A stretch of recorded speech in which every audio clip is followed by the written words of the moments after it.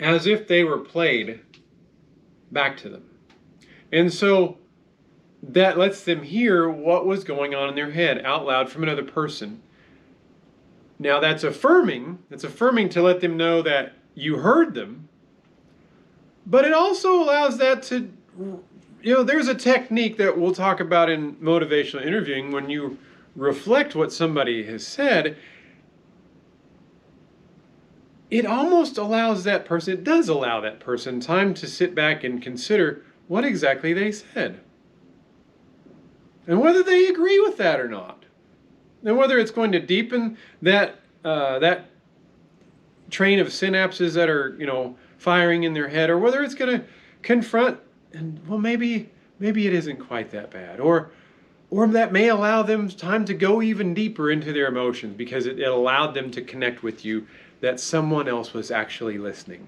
That to me is really the biggest part of it, that somebody was actually listening to them.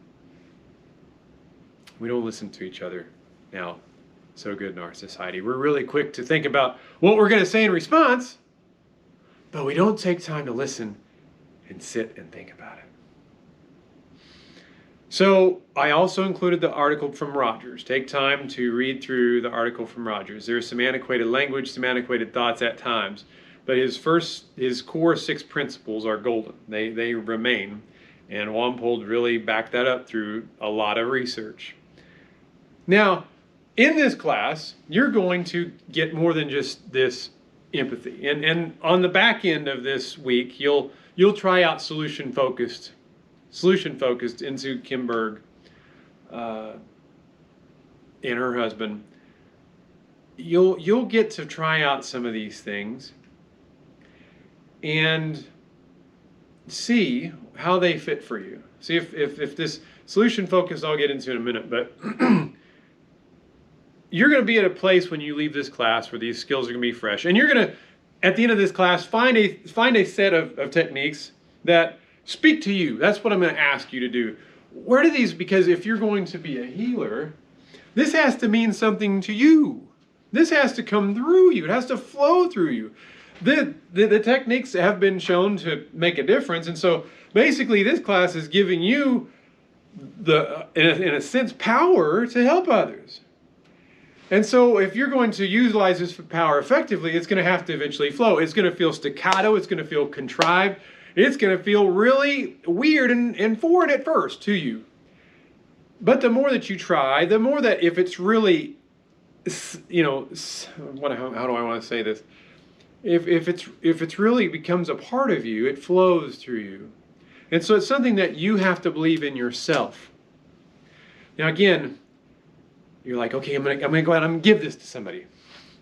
Well, remember, the first part of healing, that what we've learned is listening to that other person. Find out what gives that other person life. Start by understanding who they are. What in their culture gives them life? What in their culture helps heal? And I'm not telling you to be an expert in their culture. They're the experts in their own culture. But if they start wrestling around and finding things that, this helped me, this helped me, this helped me, that's solution focus. when we get down to our technique that we're going to try on this week, solution focus is asking questions and about problem solving, making goals that can lead people to make differences in their own lives. Whereas you don't give them very much, you basically ask questions. Solution focus is very similar to motivational interviewing. Now, at the end of this class, and on into your time as supervisees, when you go ahead and get your license, first 3 or 4 or 5 years of your license, research says you're actually going to be at your pinnacle, at your peak. Over time, the same, not Wampold, but one of the people who studied Wampold quite a bit, came out of Wampold's research lab, a person by the name of Goldberg, looked at to see, okay, when are counselors their best? Do counselors just continually improve over time? That was really what the expectation was.